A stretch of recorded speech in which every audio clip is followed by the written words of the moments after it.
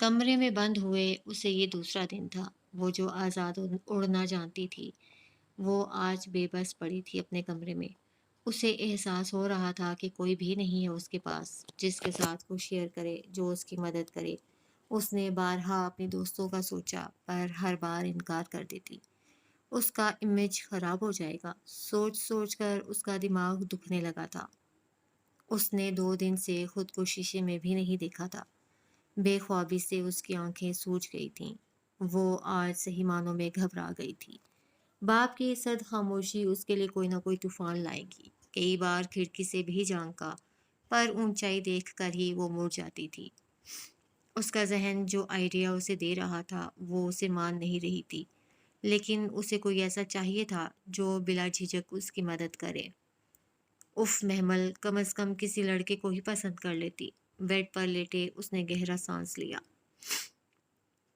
कैद तो अशर भी हो चुका था। वो मज़ीद संजीदा और रिज़र्व्ड हो चुका था। लोगों को फ़ेस करना अब उसके लिए मुश्किल हो चुका था, पर वो बहादुरी से हालात का मुकाबला कर रहा था। खुद को बेहिस करने में और शो करने में बहुत फ़र्क है, वो अब समझा था। कॉलेज से फ़ारिग होने के बाद उसके अपने ही बैच के लड़के म्यूज़िक वीडियो बना रहे थे। एहसन के तवस्सुत से उसे उनकी वीडियो डायरेक्ट करने का मौका मिला था।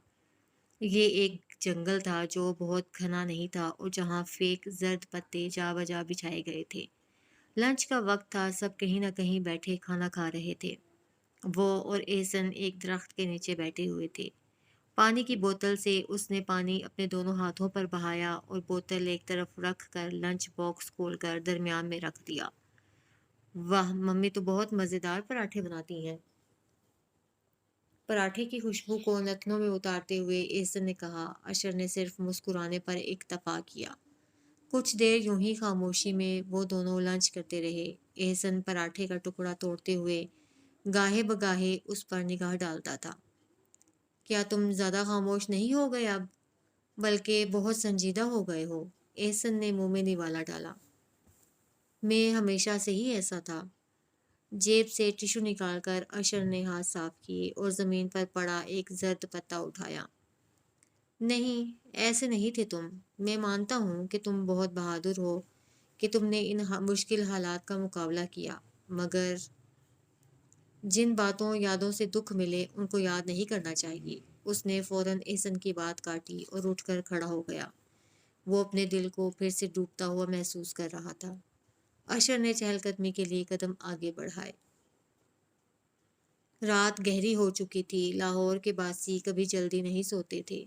ये दाता दरबार के पिछली तरफ बने अपार्टमेंट्स थे। वो गैलरी में खड़ा रेलिंग से झुककर दौड़ती हुई गाड़ियों को देख रहा था। उसका हाथ जीन्स की जेब की तरफ गया और जब निकला तो हाथ में सिगरेट था। चंद पल वो यूं ही सिगरेट को देखता रहा। उसने कभी कोई नशा नहीं किया था। यकदम वो सिगरेट उसने फेंक दिया। वो कभी ये काम नहीं करेगा। वो एक मजबूत माँ का बेटा है। वो मुड़ा ताकि अपने लिए कॉफ़ी तैयार करे कि इसी वक्त उसका फ़ोन बजने लगा। जेब से मोबाइल निकालकर स्क्रीन देखी तो सामने अनजान नंबर से कॉल आ रही थी। वो उठाने वाला था कि कॉल बंद हो गई। नहीं निगार, नहीं हो रहा मुझसे। उसने घबरा कर बटनों वाला छोटा सा फ़ोन बेड पर फेंका। निगार सबसे छुप के रात के इस पहर यहाँ आई थी। महमल ने निगार को अशर के बारे में सब बता दिया था। उसे किसी पुरखुलूस इंसान के मशवरे की ज़रूरत थी जो निगार ने उसे दी। माँ से वो कभी इतनी बेतकल्लुफ़ नहीं हुई थी। बाजी, निगार ने उसका घुटना पकड़ा। एक बार ट्राई कर लें। कहती हैं तो मैं बात कर लूँ। देखें, हमें तो निजात चाहिए ना। तो फिर वो किसी भी सूरत में हो। अब निकाह पे निकाह तो नहीं होगा ना, और यूं वो दूल्हा साहिब पीछे हट जाएंगे। अगर वो राजी ना हुआ तो वो मेरी मदद क्यों करेगा? बल्कि वो एक मिडिल क्लास घर से है। डैडी उसको ख़त्म भी करवा सकते हैं। मेरे लिए वो क्यों अपनी जान देगा? वो सर दोनों हाथों में पकड़कर बैठी हुई थी। उसके बाल बिखरे हुए शानों पर पड़े थे। यही तो, यही इम्तिहान है उसका। अगर वो सच्ची मोहब्बत करता है ना तो नहीं डरेगा। मैंने उसको ठुकराया था और सच्ची बात ये है कि मैं उसे नापसंद करती हूँ। मैं میں وہ گہرا سانس لے کر پیچھے کو ہوئی اور بیڈ گراؤنڈ سے سر ٹکا دیا۔ باجی، آپ پیپر میرج کریں گی، یہی ابھی ہم میں بات ہوئی تھی نا؟ اگر وہ کول کا پکا ہوگا تو پیپر میرج پر ہی ڈٹا رہے گا۔ بس آپ کو کوئی چاہیے جو یہاں سے نکالے آپ کو۔ نکاح نامہ دیکھ کر اتنے لوگوں کے سامنے صاحب آپ کو زبردستی یہاں نہیں بٹھا سکتے۔ وہ نگار کو دیکھ رہی تھی جو اس کے لیے فکر مند تھی۔ اس نے سر ہلا کر نگار کو اجازت دی۔ اشر کافی بنا کر پھر گیلری کے پاس کھڑا ہو گیا تھا۔ حبس اس قدر تھا کہ لگ رہا تھا اب تو بارش لازمی ہوگی۔ وہ کافی کا گھونٹ لے رہا تھا کہ ایک بار پھر اس کا فون بج اٹھا۔ فون ہاتھ میں ہی تھا اس لیے دوسری بیل پر ہی فون اٹھا لیا۔ ہیلو، اس نے فون کان سے لگا کر کہا، پر دوسری طرف خاموشی رہی۔ اشر نے ایک بار پھر ہیلو کہا پر خاموشی یوں ہی برقرار رہی۔ اس نے فون کان سے ہٹایا اور کال کاٹنے ہی والا تھا کہ دوسری جانب سے اپنا تعارف کروایا گیا۔ اشر کو لگا پوری دنیا گھوم گئی ہو، وہ جو اس کو سوچنا بھی نہیں چاہتا تھا، جو اس کی آواز بھی بھولنا چاہ رہا تھا۔ کیا یہ وہی تھی؟ اشر کو لگا وہ کسی ایسی جگہ کھڑا ہے جہاں بہت خاموشی ہے، حد سے زیادہ خاموشی۔ محمل نے ایک بار پھر گلا کھنگار کر اپنا تعارف کروایا۔ محمل کا دل زور سے دھڑک رہا تھا۔ جی؟ اشر نے فون کان سے لگایا۔ اس کو اپنی آواز کنویں سے آتی محسوس ہوئی۔ ہاں، تو تم نے بہت بلند بانگ دعوے کیے تھے محبت کے، اور کچھ کہا تھا۔ میں نے کوئی دعوے نہیں کیے تھے، بہت آہستہ سے کہہ کر اس نے محمل کی بات کاٹی۔ میں اپنی حیثیت کے مطابق بات کر رہا تھا، نہ اونچے خواب دیکھتا ہوں نہ دکھاتا ہوں۔ خیر، یہ بات اب ماضی کا حصہ ہو چکی ہے۔ وہ بہت نرمی سے اس سے بات کر رہا تھا۔ صحیح، محمل بیڈ سے کھڑی ہوگی، اگلی بات کیسے کرے؟ آخر اس نے جی کڑا کر کے بات کا آغاز کیا۔ مجھے مدد کی ضرورت ہے تمہاری۔ اگر میں یہ کہوں کہ کوئی مجھ سے میری سانسیں، میری آزادی چھین رہا ہے، تو کیا تم میری مدد کرو گے؟ کون ہے وہ جو آپ کو مارنا چاہتا ہے؟ مجھ سے بن پڑا تو آپ کی خاطر اس کی سانسیں چھین لوں گا۔ وہ جو سوچے بیٹھا تھا کہ اب اس کی طرف سے بیگانہ رہے گا، خود ہی دل کی کیفیت سے گھبرا گیا۔ اس کا باغی دل اس کا ساتھ نہیں دے رہا تھا۔ کیا تم میرے باپ سے میری خاطر ٹکر لے لو گے؟ وہ ظالم ہیں، ظلم کرنے پر اترے تو سگے خون کو بھی نہ بخشے۔ بہت اثر و رسوخ ہے ان کے پاس۔ کیا اپنی زندگی داؤ پر لگاؤ گے؟ وہ اسے جانچ رہی تھی۔ نگار بہت غور سے اسے دیکھ رہی تھی۔ اشر کی چپ سے اس کے ہاتھ پاؤں شل ہو رہے تھے۔ یہ آخری امید تھی۔ بس یہ تھی محبت؟ خاموش ہو گئے؟ تمہیں بھی میری جائیداد سے محبت ہے؟ وہ ضبط کھو بیٹھی تھی۔ آپ دوسروں کو بہت جلد اور غلط جج کرتی ہیں۔ آپ کہیے میں کیسے آپ کی مدد کروں؟ مجھے کچھ بھی کرنا پڑا میں کروں گا۔ مجھ سے اگلے الفاظ اپنے منہ سے نکالنے کے لیے اسے ہمت چاہیے تھی۔ وہ ہونٹ کاٹتے ہوئے اگلی بات کرنے لگی۔ تمہیں مجھ سے پیپر میرج کرنی ہوگی۔ اشر کو لگا کہ اس کے کانوں نے دھوکہ کھایا ہے۔ کافی کا مگ بدستور اس کے دوسرے ہاتھ میں تھا۔ آپ مجھ سے نکاح؟ مجھ سے جو آپ کے لائق نہیں، چاہے بندھن کچھ مہینوں کا ہو۔ اس کے کانوں میں محمل کے الفاظ گونجنے لگے۔ کتنی حقارت تھی اس دن، اور آج اس کا انداز کتنا التجا کرتا ہوا تھا۔ میں نے پراپر شادی کا نہیں کہا۔ یکدم محمل کو غصہ آیا۔ صرف پیپر میرج کا کہا ہے، جو کہ میرے کہنے پر ختم ہوگا۔ مجھے اس شخص سے شادی نہیں کرنی جہاں میرا باپ چاہتا ہے۔ سو تم ایک واحد حل ہو۔ نکاح پر نکاح تو جائز نہیں ہے، مجھے بس آزادی چاہیے۔ میں نہیں چاہتی کہ یہ بات تم باہر کہیں پھیلاؤ۔ اشر کا دل پھر سے ویران ہو گیا تھا۔ کتنی خود غرض تھی، صرف اپنے بارے میں سوچ رہی تھی، اس کے احساسات کے ساتھ کھیل رہی تھی۔ Can I count on you? آپ بھروسہ کر سکتی ہیں، میں آپ سے وعدہ کرتا ہوں۔ آپ جب چاہیں گی میں آپ کو چھوڑ دوں گا، آپ میرے پاس امانت ہوں گی اور اس امانت میں خیانت نہیں کروں گا۔ اشر کے الفاظ پر اس نے سکھ کا سانس لیا۔ محمل نے ان دنوں میں پہلی بار مسکرا کر نگار کا ہاتھ پکڑا۔ گاڑیاں شور کرتی اوپر گیلری میں کھڑے اشر سے بے خبر دوڑ رہی تھی، جس کی زندگی وہیں رک گئی تھی۔ وہ اسے آگے کا پلان سمجھا رہی تھی۔ انایا بہت سکون سے باہر لان میں بیٹھی ہوئی تھی۔ مور نے پھر سے اپنے خوبصورت رنگین پر پھیلا رکھے تھے۔ وہ فون آگے کیے اس کی ویڈیو بنا رہی تھی۔ 2 دن سے واصف صاحب گھر پر نہیں تھے، سو وہ بہت سکون محسوس کر رہی تھی۔ مسکرا کر وہ ویڈیو انسٹاگرام پر ڈال رہی تھی۔ اسے احساس ہوا کوئی اسے دیکھ رہا ہے۔ اس نے نظر اٹھا کر دیکھا، باسل وائٹ شرٹ بلیک کوٹ پہنے اپنی گاڑی کے پاس کھڑا اسے دیکھ رہا تھا۔ انایا کی نظر خود پر پڑتے ہی وہ گاڑی کا دروازہ کھولنے لگا۔ یہ بہت زیرک ہے، انایا نے کرسی سے اٹھتے ہوئے سوچا۔ اس نے گھٹنوں تک آتی امبریلا فراک پہن رکھی تھی۔ تیز تیز قدم اٹھاتی وہ گاڑی کے نزدیک آئی۔ باسل گاڑی سٹارٹ کر چکا تھا۔ قریب آ کر انایا اس کی کھڑکی پر جھکی اور ہاتھ بڑھا کر اگنیشن میں لگی چابی گھما کر گاڑی بند کر دی۔ باسل نے ایک ناگوار نگاہ اس پر ڈالی۔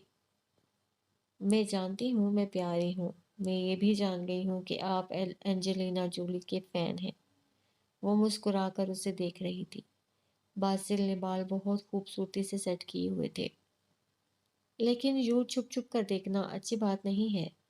اگر میں آپ کو پسند آ گئی ہوں تو اظہار کر دیجئے۔ شاباش۔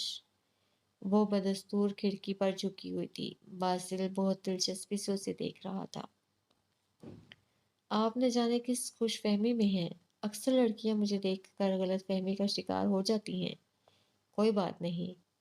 اس نے بہت خوبصورتی سے بات پلٹا دی تھی۔ انایا کی مسکراہٹ سمٹی۔ اور آپ مت سوچیں اتنا کہ مجھے اینجلینا جولی پسند ہے یا جینیفر لارنس۔ سنا ہے جیلس ہونے سے قابض چلتے ہیں۔ اس نے ابرو اچکا کر تپانے والی مسکراہٹ پاس کی اور دوبارہ گاڑی سٹارٹ کر دی۔ انایا سیدھی کھڑی ہو گئی۔ میں فارغ ہوں کیا جو آپ کے بارے میں سوچوں؟ لڑکیوں نے آپ کا دماغ خراب کر دیا ہے۔ یہاں کے مردوں سے بات کیا کر لی جائے، خوش فہمی میں پڑ جاتے ہیں کہ دوسری لڑکی تو مر مٹی ہے ہم پر۔ وہ سخت خفت کا شکار تھی، اس لیے غصے میں اپنے جذبات کا اظہار کر رہی تھی، جبکہ باسل بغیر کوئی اثر لیے گاڑی ریورس کرنے لگا۔ پورچ کی طرف بنے کمرے کی کھڑکی سے پردے کی اوٹ سے صفورہ ان دونوں کو دیکھ رہی تھی۔ انایا کو اندر آتے دیکھ کر انہوں نے پردہ گرا دیا۔ رات کے 9 بج رہے تھے۔ باسل ابھی تک نہیں آیا تھا، جبکہ ہاجرہ اور صفورہ اپنے اپنے کمروں میں تھیں۔ انایا کچن کی جانب آئی جہاں ملازمہ چولہے کے پاس کھڑی تھی۔ کیا کر رہی ہو؟ اس نے ملازمہ کو مخاطب کیا۔ صفورہ میم کے لیے چائے بنا رہی ہوں۔ ملازمہ نے سفید کھلی ٹراؤزر اور قمیض پہنی ہوئی تھی۔ وہ باقاعدہ ٹرینڈ شیف تھی۔ انایا سر ہلا کر آگے بڑھی اور ملازمہ کے قریب کھڑی ہو گئی۔ میرے لیے بھی ایک کپ۔ انایا نے دونوں ہاتھ پیچھے باندھ رکھے تھے۔ ملازمہ نے مسکرا کر سر کو خم دیا۔ اچھا چیز ہے نا، پلیز وہ نکال دو، اور فرائز بھی۔ میں پیزا فرائز بناؤں گی۔ میں بنا دیتی ہوں۔ شکریہ، پر میں خود بنا سکتی ہوں۔ آسٹریلیا میں بھی میں اپنا کام خود ہی کرتی تھی۔ تم نکال کے دو۔ وہ اب دائیں بائیں ہل رہی تھی۔ ملازمہ سر ہلا کر مڑی اور فریج کی طرف بڑھی۔ انایا پھرتی سے آگے بڑھی کیونکہ ملازمہ کی اس کی طرف پشت تھی۔ ہاتھ میں پکڑی چھوٹی سی شیشی سے اس نے چائے میں 2 قطرے ٹپکائے۔ وہ ایک نظر ملازمہ پر بھی ڈال رہی تھی۔ شیشی اس نے جینس کی جیب میں اڑسی اور چائے کی طرف پشت کر کے کھڑی ہو گئی۔ ملازمہ چیز اور فریزڈ فرائز کا پیکٹ نکال کر اس کی طرف آئی۔ انایا نے مسکرا کر انہیں پکڑا اور کاؤنٹر پر رکھ دیا۔ وہ مسکرا کر اپنا کام کرنے لگی اور ساتھ ہی وہ کسی اور سوچ میں بھی تھی۔ سفورہ کمرے میں راکنگ چیئر پر نائٹ سوٹ میں ملبوس تھی۔ شوہر الیکشن کی تیاریوں میں بہت مصروف تھا، اسی سلسلے میں لاہور میں تھا۔ کم از کم اسے یہی بتایا گیا تھا۔ اس نے دوبارہ نمبر ٹرائی کیا اور فون کان سے لگایا۔ انداز میں عجلت اور غصہ نمایاں تھا۔ میم، آپ کی چائے، ملازمہ نے دروازے کے باہر سے آواز لگائی۔ آ جاؤ۔ اس نے اندر آنے کی اجازت دی۔ اسی وقت وہ دوسری طرف سے کال اٹھا لی گئی، پر وہ تب تک خاموش رہی جب تک ملازمہ باہر نہ نکل گئی۔ کہاں تھے تم؟ اب تمہارے اتنے نخرے کہ میں سفورہ باصف تمہاری کال کا انتظار کریں گی؟ وہ آہستہ آواز میں غصے کا اظہار کر رہی تھی۔ معاف کیجیے گا باجی، میں کچھ کاموں میں مصروف تھا، ورنہ میری کیا اوقات کہ آپ کو نخرے دکھاؤں۔ اس کا لجاجت بھرا انداز سفورہ کے تنے اعصاب کو ڈھیلا کر گیا تھا۔ ساتھ ہی رکھی چھوٹی سی میز پر رکھے چائے کے کپ کو انہوں نے اٹھایا اور ایک گھونٹ بھرا۔ تم پر اعتبار ہے، اسی لیے تمہارا انتظار کیا۔ وہ اب کرسی کی پشت سے کمر ٹکا چکی تھی اور گھونٹ گھونٹ چائے پینے لگی۔ میں آپ کے حکم کا منتظر ہوں۔ حامد، مجھے ایک عورت کی تلاش ہے۔ ایک فقیرنی ہے یا فقیرنی کی بھیس میں تھی وہ۔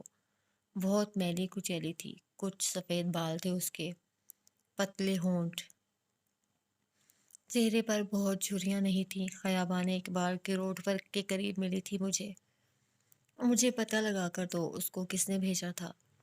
وہ کیسے جانتی ہے عنایا کے بارے میں؟ اس نے کچھ کلیو دیا تھا کہ اس کے باپ کا نام آئین سے شروع ہوتا ہے۔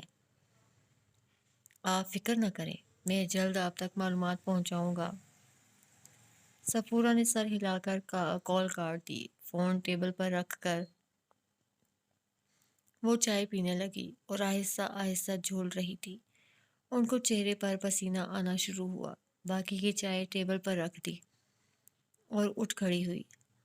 شاید چائے کی وجہ سے گرمی ہو رہی ہے، گاؤن کو ہلاتے ہوئے انہوں نے سوچا۔ انہوں نے سر اٹھا کر دیکھا، اے سی تو لگا ہوا تھا۔ سیدھے ہاتھ کی 2 انگلیوں سے انہوں نے ماتھے کو مسلنا شروع کیا۔ ان کے سر میں ہلکا ہلکا درد شروع ہو چکا تھا۔ وہ کمرے میں آہستہ آہستہ ٹہل رہی تھی۔ واصف، تمہارے بابا عمران کو جائیداد میں زیادہ حصہ دے دیں گے۔ وہ بابا کے نزدیک اس لیے ہیں کہ وہ بابا کی ہر بات پر ہاں کرتا ہے، اور تم سچے آدمی ہو، جو بات ٹھیک نہیں لگتی تو آرگیو کرتے ہو۔ جوان سفورہ اپنے شوہر کا دل بھائی اور باپ سے خراب کر رہی تھی۔ سفورہ کا سانس تنگ ہونے لگا۔ ایسا لگ رہا تھا جیسے یہ جوان سفورہ اور واصف سامنے ہی کھڑے ہوں۔ وہ کیوں ماضی کا سوچ رہی ہے؟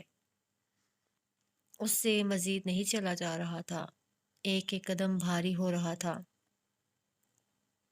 وہ بمشکل لڑکھڑاتے قدم اٹھاتی بیڈ تک پہنچی اور دھڑام سے لیٹ گئی۔ اسے لگ رہا تھا جیسے اس کو پر لگ گئے ہوں اور وہ آسمان میں اونچا اڑ رہی ہو۔ جو بھی اسے دیکھ رہا ہے اس کی نظر میں ستائش ہے۔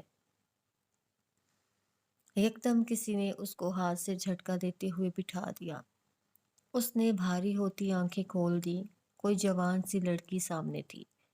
بہت شناسا چہرہ تھا، پر وہ شناخت کرنے سے قاصر تھی۔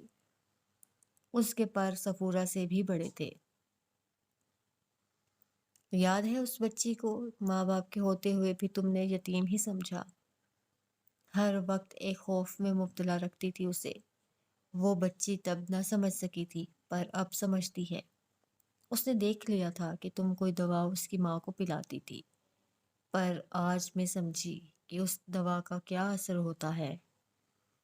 سفورہ کا چہرہ پسینے سے شرابور تھا۔ اسے سمجھ نہیں آ رہی تھی اس کا دماغ اس کو ماضی میں کیوں لے کر جا رہا تھا، یا یہ حقیقت تھی۔ تم چاہتی تھی کہ تمہاری دیورانی کا مزید کوئی بچہ پیدا نہ ہو۔ بیٹا پیدا ہو گیا تو جائیداد دینی پڑ جائے گی، جبکہ بیٹی کو تو ہمیشہ سے تم نے مارنے کا سوچا تھا، ہے نا؟ جب وہ بچی یتیم ہو کر تمہارے گھر آ گئی، تب تم نے اسے اتنے اچھے طریقے سے سمجھا دیا کہ یتیمی کیا ہوتی ہے۔ عنایا نے اس کے گال میں اپنی انگلیاں گاڑتے ہوئے کہا، तुम उसे डराती थी, माली बाबा से, ड्राइवर से, चौकीदार से, कि वो मुझे भगा कर ले जाएंगे और मैं घर कभी नहीं आ सकूंगी।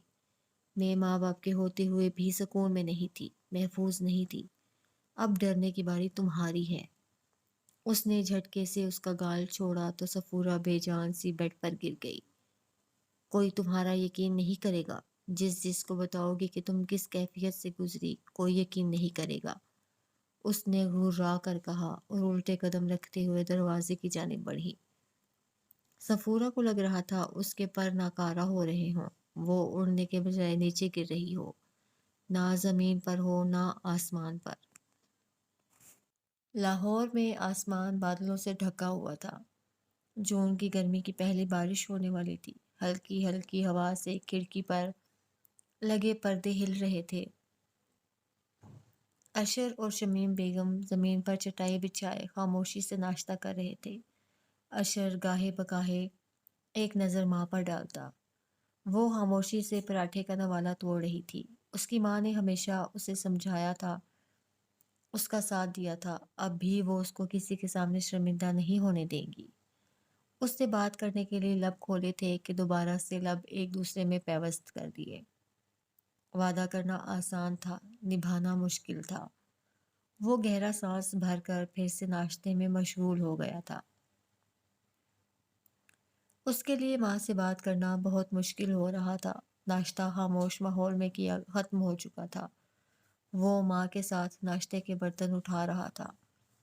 बर्तन किचन में रख कर एक दफ़ा फिर वो इन पॉइंट्स को दोहराने लगा जो उसने अपनी माँ से कहने थे। गहरा सांस भरकर वो लाउंज में आया, जहाँ आंखों पर ऐनक लगाए शमीम बेगम कॉपियाँ मार्क कर रही थीं।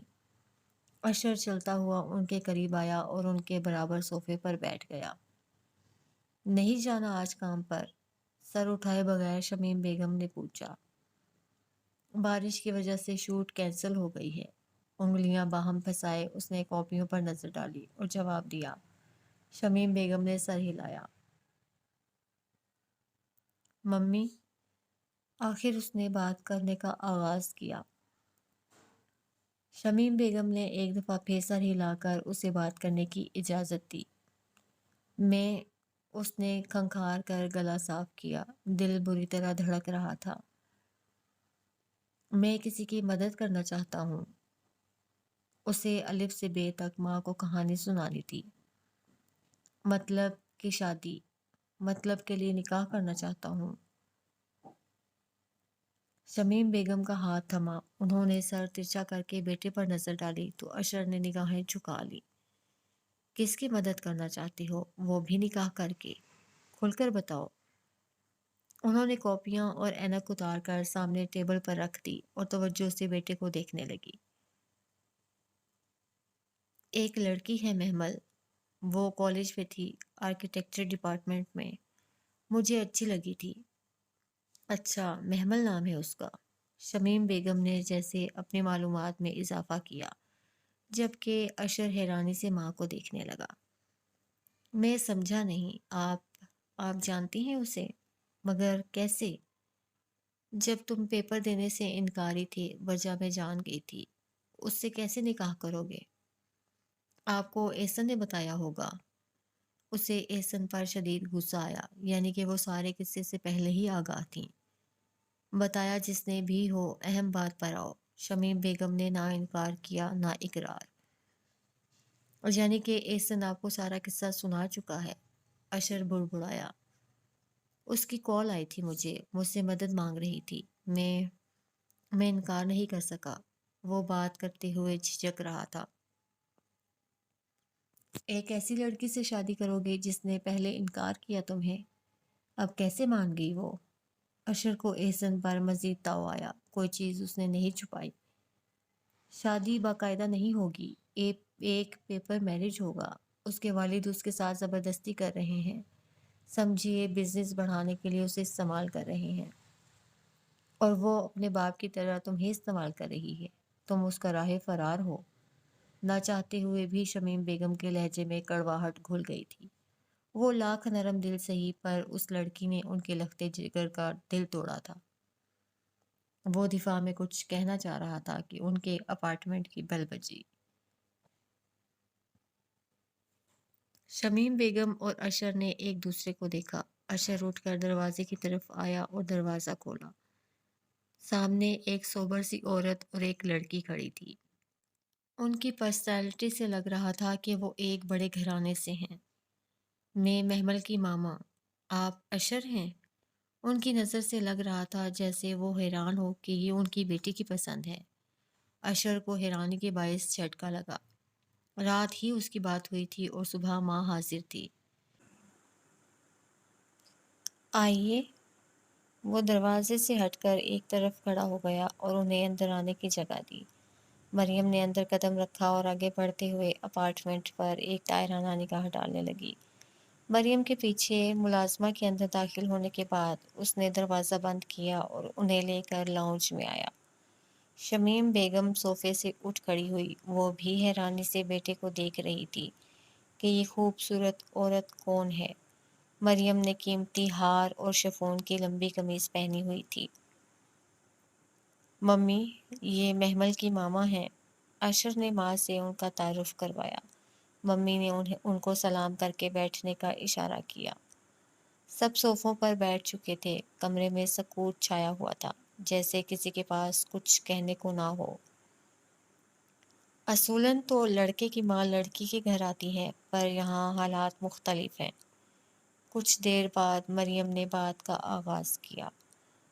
شاید یہ تمام معاملات آرام سے طے پاتے، مگر حالات ایسے ہیں کہ سب کام عجلت میں کرنے پڑ رہے ہیں۔ بس میں بیٹی کی پسند کے آگے مجبور ہوں۔ میرا بھی کچھ یہی حال ہے، شمیم بیگم نے دو بدو جواب دیا۔ اشر ٹانگ پر ٹانگ رکھے خاموش بیٹھا ہوا تھا۔ مریم کے ساتھ آئی لڑکی غور سے اسے دیکھ رہی تھی۔ اصل میں محمل کے والد بچپن میں ہی انتقال کر گئے تھے۔ تو یہ آپ کی دوسری شادی ہے؟ شمیم بیگم نے فوراً سوال پوچھا۔ مریم کے چہرے کا رنگ فک ہوا۔ مریم وہی رٹی ہوئی کہانی سنانے والی تھی جو اس نے اور محمل نے یاد کی تھی کہ واصف اس کے اصل والد نہیں بلکہ محمل کے والد کے دوست ہیں، جو دوست کے انتقال کے بعد انہیں سپورٹ کرتے آئے ہیں۔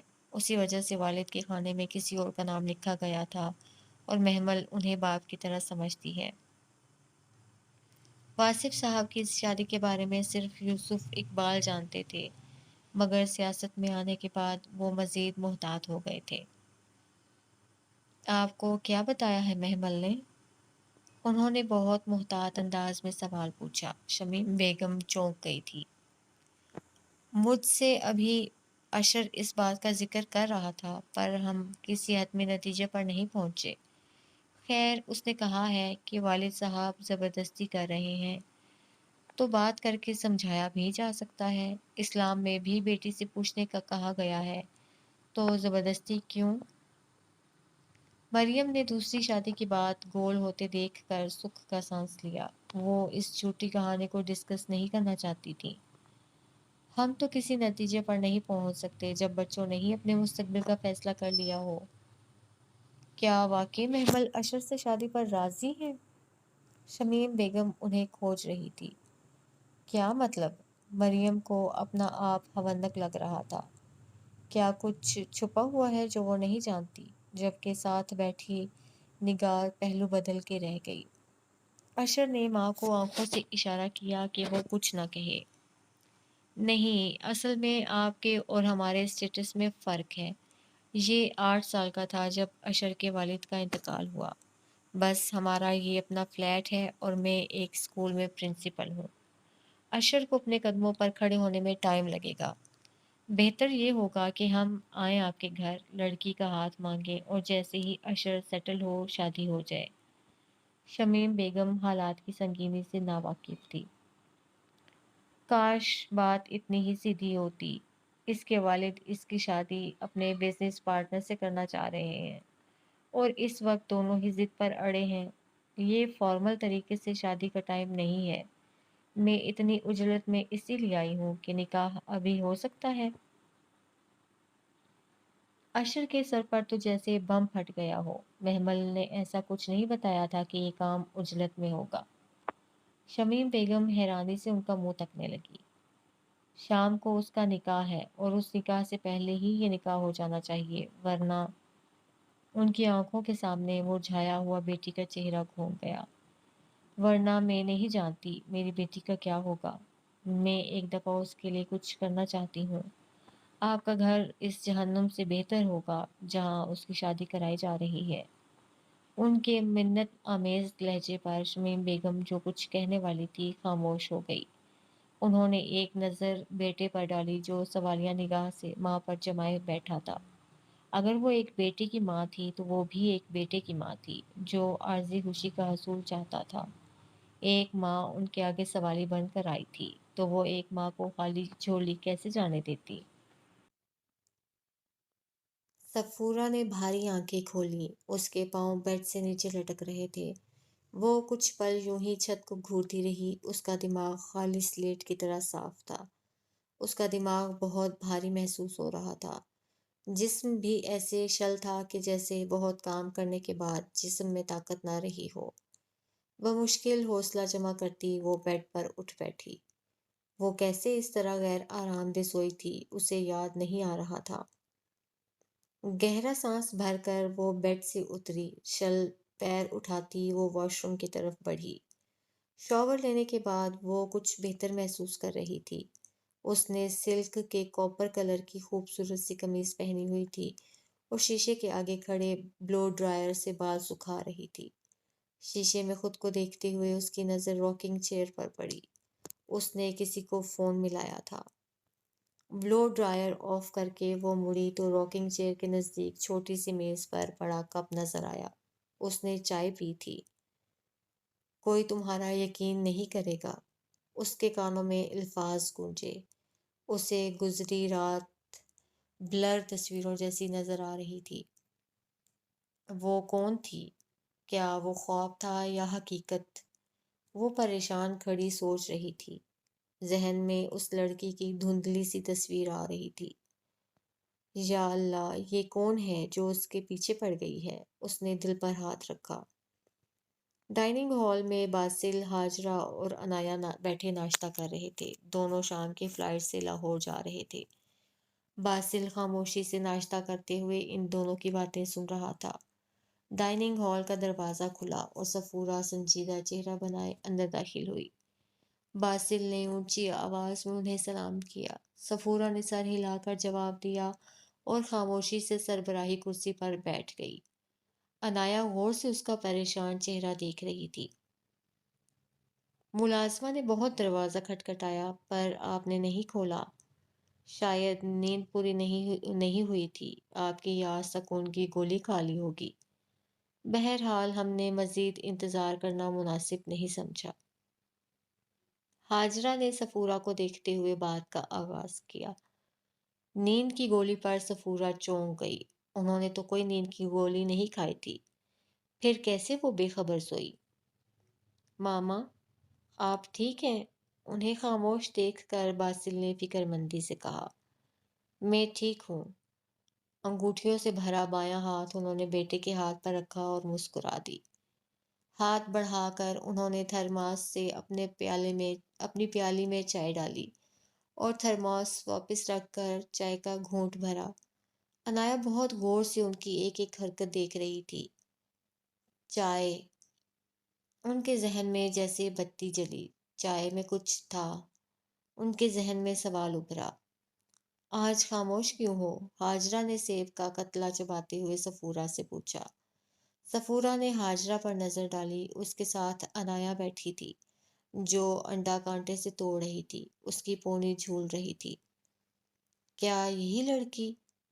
وہ پھر سے سوچنے لگی۔ سائڈ سے اس کی پتلی ناک اور ابھرے ہونٹ تو ویسے ہی تھے۔ باسل اور ہاجرہ نے نظروں کا تبادلہ کیا۔ تم… صفورہ نے عنایا کو مخاطب کیا۔ عنایا کانٹا منہ میں پھنسائے چونک کر انہیں دیکھنے لگی۔ کون ہو تم؟ تم مجھے مارنا چاہتی ہو؟ تمہارا اصل نام کیا ہے؟ تم کس مقصد سے یہاں آئی ہو؟ آگے جھک کر انہوں نے گھرا کر عنایا سے پوچھا۔ انایا نے ایک حیران نظر باسل پر ڈالی اور پھر ہاجرہ کو دیکھا۔ ہاجرہ پریشان سی انایا کو دیکھنے لگی۔ کیا ہوا ہے صفورہ؟ کیوں ایسے بات کر رہی ہو بچی سے؟ ہاجرہ اندر سے گھبرا چکی تھی۔ ماما، آپ کی طبیعت ٹھیک ہے؟ کیا ہوا ہے؟ باسل فکر مند نظر آنے لگا۔ اس نے ایک مشکوک نگاہ انایا پر ڈالی جو معصوم چہرہ بنا کر بیٹھی تھی۔ ہاجرہ رات والے معاملے سے بے خبر تھی۔ میں ٹھیک ہوں، پر یہ لڑکی ٹھیک نہیں ہے۔ یہ ہم سب کی بربادی ہے۔ انہوں نے بیٹے کو دیکھتے ہوئے جیسے تنبیہ کی۔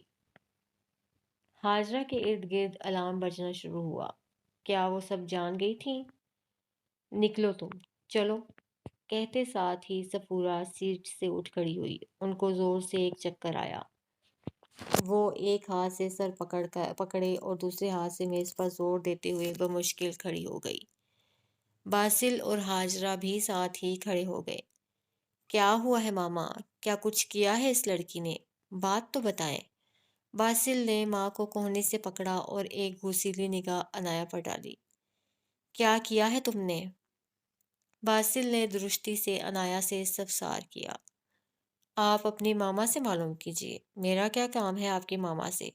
پتہ نہیں کیوں ایسے میرے بارے میں بات کر رہی ہیں۔ انایا نے معصومیت سے کندھے اچکائے۔ کیا کیا ہے اس لڑکی نے؟ کیوں اس کے پیچھے پڑ گئی ہیں؟ آپ بتائیں تو صحیح۔ ہاجرہ نے فکر مندی سے صفورہ کو دیکھتے ہوئے سوال کیا۔ ان کا دل بری طرح دھڑک رہا تھا۔ صفورہ نے انگلی انایا کی طرف اٹھائی۔ ان کی آنکھوں میں سے نفرت چھلک رہی تھی۔ اس نے وہ ایک ہی لفظ دہرا رہی تھی جبکہ باسل اور ہاجرہ دم سادھے ان کے اگلے الفاظ کے انتظار میں تھے۔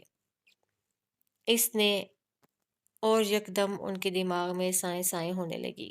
کیا ہوا تھا رات کو؟ وہ کیا بتانا چاہ رہی تھیں؟ ایسے لگ رہا تھا وہ سب بھول گئی ہو۔ ان کا اشارہ کرتا ہوا ہاتھ پہلو میں گر گیا۔ اپنے ہاتھ سے وہ خود ہی خوف زدہ ہو گئی۔ ان کی چپ دیکھ کر ہاجرہ نے آہستہ سے کہا، شاید رات کو انہوں نے سکون کی گولی نہیں کھائی، یہ ایلیوژنز دیکھ رہی ہیں۔ ہاجرہ نے بات سنبھالی۔ آئیے کمرے میں لے جاؤں۔ باسل نے ماں کو کندھے سے پکڑ کر نرمی سے کہا۔ ہاں ٹھیک ہے، میں شاید کچھ بھول رہی ہوں، میرا سر بہت بھاری ہو رہا ہے، انہوں نے دھیمے لہجے میں کہا۔ باسل ان کو کندھے سے پکڑ کر ڈائننگ ہال کے دروازے تک آہستہ سے چلاتے ہوئے لایا اور جیسے ہی وہ باہر نکلے ہاجرہ انایا پر جھکی۔ کیا کیا ہے تم نے؟ پھر کچھ کیا ہے؟ ان کے چہرے پر برہمی کا اظہار تھا۔ میں نے کچھ نہیں کیا، وہ پاگل عورت ہے، شاید شیزوفرینک ہے۔ انایا نے ہاتھ جھلا کر جان چھڑائی اور جگ کی طرف ہاتھ بڑھایا۔ بچے، اتنی جلدی کس بات کی ہے؟ ہاجرہ نے بیٹھتے ہوئے نرمی سے اسے سمجھایا۔ انایا نے ایپل جوس گلاس میں ڈالا۔ تم بخوشی ان سے بدلہ لینا، پر ہم قانون اپنے ہاتھ میں نہیں لیں گے۔ تمہاری جائیداد بھی واپس ملے گی تمہیں۔ جائیداد رکھیں اپنے پاس۔ مجھے دکھ ہے کہ انہوں نے ماما بابا کے جانے کے بعد میری حفاظت نہیں کی، بلکہ مجھے ہی مارنا چاہا۔ نہ جانے میرے پیرنٹس کار ایکسیڈنٹ میں مرے تھے یا مروائے گئے تھے۔ اس نے سر جھٹک کر جوس کا گھونٹ بھرا۔ اور آپ کے شوہر، ان کو تو واصف نہیں مروایا تھا نا؟ نہ جانے اور کتنے قتل اور دہشت گردی کی ہو۔ ہاجرہ اداس بیٹھی اپنی بھتیجی کو سن رہی تھی۔ لیکن تمہارے پیرنٹس کو انہوں نے نہیں مارا۔ میں تمہیں نہیں روکوں گی حساب لینے سے، مگر تھوڑا صبر کرو۔ ہاجرہ نے آگے بڑھ کر انایا کا ماتھا چوما اور اٹھ گئی۔ اچھا نشہ تھا، بس مجھے یہی ریزلٹس چاہیے تھے۔ تمہیں تو اب میں ذہنی مریضہ ثابت کر کے ہی رہوں گی۔ جوس کا گھونٹ بھرتے ہوئے انایا نے معنی خیز مسکراہٹ منہ پر سجا کر سوچا۔ جوس پی کر وہ ڈائننگ ہال سے نکل کر اپنے کمرے کی طرف بڑھ رہی تھی۔ آج وہ بہت مطمئن تھی۔ یکدم کسی نے اس کو ہاتھ سے پکڑ کر جھٹکا دیا اور دیوار سے لگا دیا۔ انایا کی خوف سے چیخ بھی نہ نکل سکی۔ وہ خوفزدہ سی دیوار سے لگی سامنے کھڑے باسل کو دیکھ رہی تھی، جس کے چہرے پر بلا کی سنجیدگی اور غصہ تھا۔ ماتھے پر شکنیں تھیں اور چبھتی ہوئی بھوری آنکھیں انایا پر مرکوز کر رکھی تھی۔ انایا کا دایاں بازو اب بھی اس کے ہاتھ میں تھا۔ کیا کیا ہے میری ماں کے ساتھ؟ بتاتے بتاتے وہ کیوں خاموش ہو گئیں؟ اس پر جھک کر باسل نے اس سے سوال کیا۔ یہ کیا بدتمیزی ہے؟ چھوڑو میرا ہاتھ۔ انایا اب سنبھل چکی تھی۔ بائیں ہاتھ سے وہ باسل کا ہاتھ اپنے بازو سے ہٹانے لگی۔ اور یہ سوال بعد میں آپ اپنی ماما سے پوچھیے گا جنہیں ایلیوژنز آتے ہیں۔ شٹ اپ، باسل نے ناگواری سے کہا۔ اگر مجھے پتہ لگا کہ ماما کی خراب طبیعت کی ذمہ دار آپ ہیں تو میں آپ کو چھوڑوں گا نہیں۔ آپ کے اوپر 24/7 میری نظر رہے گی۔ اس نے سیدھا ہو کر 2 انگلیاں اپنی آنکھوں تک لے جا کر انہیں 2 انگلیوں سے اس کی طرف اشارہ کیا اور اس کا بازو چھوڑا۔ آپ سمجھدار ہیں باسل صاحب، میں آپ سے سمجھدار فیصلے کی امید رکھتی ہوں۔ بازو کو سہلاتے ہوئے انایا نے ذو معنی بات کی۔